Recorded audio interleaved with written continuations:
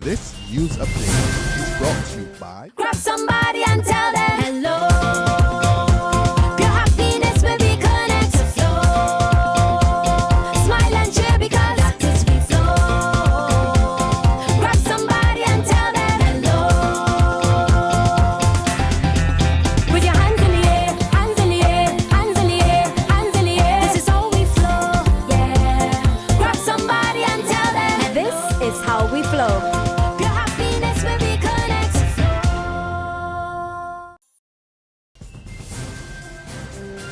It's Tuesday, September 1, and this is the Barbados Today Evening Update. Thanks for joining us. I'm Fernella Wedderburn. Resources at the Queen Elizabeth Hospital are under strain from emergency cases. This as the island's main healthcare institution records an increase in the number of patients seeking treatment for gunshot and stab wounds in recent weeks. The QEH's Chief Executive Officer, Dr. Dexter James, tells Barbados Today patients are being seen almost on a daily basis as a result of gun violence, and the large numbers of road accidents are also compounding the situation. He also revealed that the rising spate of violence-related injuries is also forcing the hospital to postpone elective surgeries and non-emergency cases. Apart from the public health concerns around injuries from accidents and violence, from a hospital standpoint, it places a burden on our already limited resources, because these are resources we now have to channel to deal with the emergency situation, as well as it calls for a whole reorganization of priorities in terms of patients who were booked for surgery for a given day. We now have to reschedule them. In the case of the accident emergency department, patients who will be triaged to be seen in a certain order, they will now take a much lower priority ahead of patients presenting with more traumatic situations. Police are assuring the public that the unnatural deaths of two of the nation's children remain a top priority. In recent weeks, the police have come under much public scrutiny, with many questioning the long wait before an arrest can be made in connection with the deaths of 6-year-old Jehan King and more recently a 3-year-old girl. But Acting Assistant Superintendent of Police David Welch tells Barbados Today that the police are not resting on their laurels when it comes to those two cases. He says Jehan's and the little girl's death are under intense and active investigation. Murder accused Cedric O'Neill Maynard has been remanded to prison until September 29th. The 38-year-old of Kingston Crest, Christchurch, is charged with the stabbing death of Christopher McDonald Callender. He was not required to plea when he appeared in the District A Magistrates Court today. Callender died at the Queen Elizabeth Hospital from a stab wound following an incident at Zanzibar in Nelson Street on August 22nd. Investigations are underway into an afternoon fire that damaged parts of a house in St. Lucie. According to fire officials, the blaze, which occurred around 3:15 in Rockfeild, was contained to the back section of the wall structure owned by Ingrid Corbin. No one was injured, but Darcy Corbin, who's Ingrid's mother, complained of difficulty breathing and was attended by emergency medical officials on the scene. 2 fire tenders, one from St. James, one from Probin Street, and 8 firemen under the command of Divisional Officer Orman Fenty responded to the fire. In other news, small businesses are trying their best to keep workers employed. So says the head of the Private Sector Association, Alex MacDonald, on the heels of concerns raised by the top brass of the Barbados Workers Union over layoffs in the sector. Over the weekend, BW General Secretary Tony Moore revealed that a local firm had issued termination letters to almost a dozen workers. But MacDonald tells Barbados Today operators are proceeding with layoffs only when they had no choice. The union is pointing to what this is an issue. What I see it as is that private sector people are trying to hold on to people for as long as they can and sending home only people when it is absolutely necessary. So what can appear to be a sinister ploy may ultimately turn out to be an altruistic move, which is saying, look, I'm trying to send home as few people as I can when I have to, as opposed to saying, when I'm going to send home 40 or 10, you know, send home one this month, you know, and see if I can hold on, see if business turns around.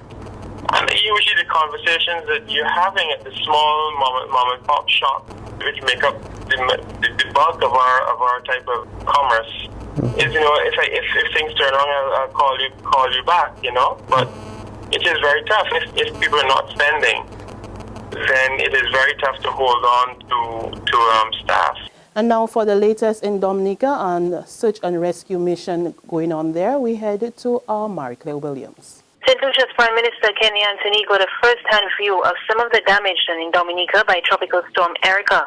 Anthony paid a brief courtesy call on Prime Minister Roosevelt's carriage and was taken on an aerial tour to witness the destruction. Anthony pledged his country's continued support for Dominica in its time of need. A team from St. Lucia is already in Roseau helping with recovery efforts. Meanwhile, search and rescue missions were continuing today, 5 days after the tropical storm. A team of fire and rescue officers from Antigua and Barbuda, Dominica and Barbados were in the southeastern community of Petit-Savan this morning, searching for 4 villagers who are said to be trapped. Marie-Claire Williams reporting for Barbados Today. Sports now, and Flow Century Insurance Deacons are the 2015 Goddard Enterprises Limited Senior Volleyball Knockout Queens. And last night, also at the Garfield Sobers Sports Complex, Barbados Barings Progressive retained their title for a second consecutive year.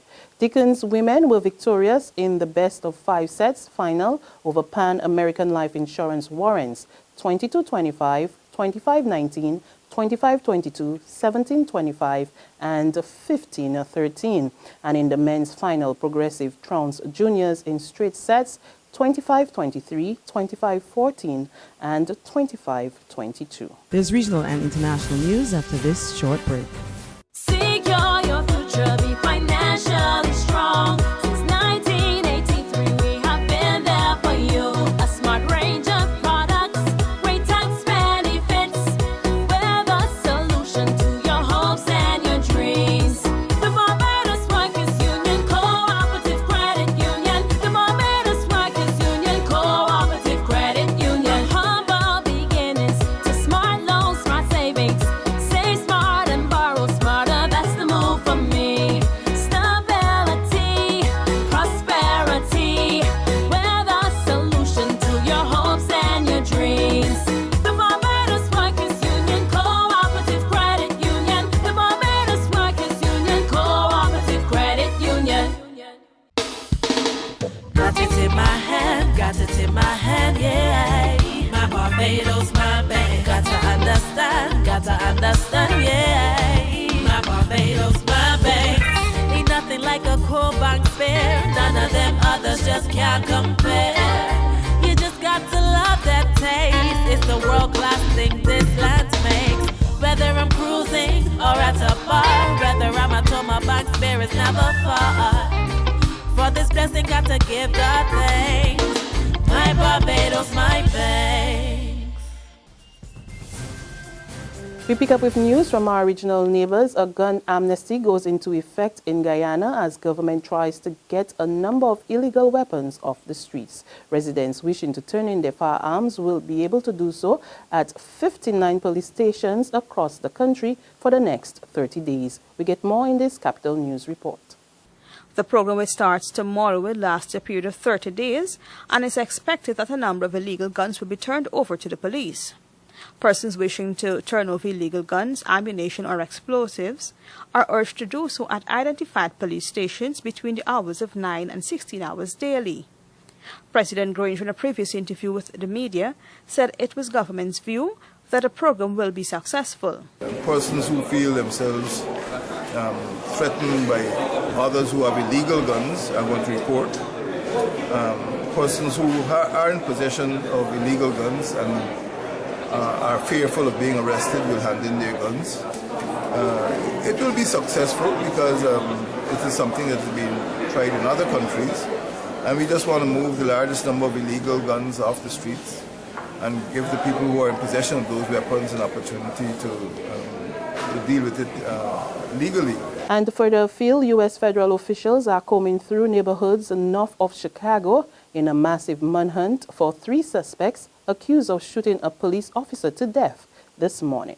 The thing of concern here is that when this shooting occurred at 8 a.m. Chicago time, it is a long distance north of Chicago. And, you know, it's a kind of a rural area. It's a recreation area, a lot of lakes, a lot of people have summer homes, go up there on weekends to go boating and fishing. And so, you know, if they'd have a lot of places to run and hide and go into a home. If it's occupied, do a home invasion. If it's unoccupied, hide in a home or a shack or a cabin. So there were a lot of opportunities for them to escape. And when the shooting happened at 8, how long would it take to get enough officers up there to even have any reasonable perimeter? And that's our news and sports. For the latest, log on to www.barbadostoday.bb, subscribe to our e-paper, our email updates, and you can like us on Facebook. You can also catch us on Izumi Media and bus terminals or screenplay at supermarkets and gas stations near you, as well as Channel 101 on Flow TV and Mix 96.9 FM. I'm Frenella Wedderburn. Good evening.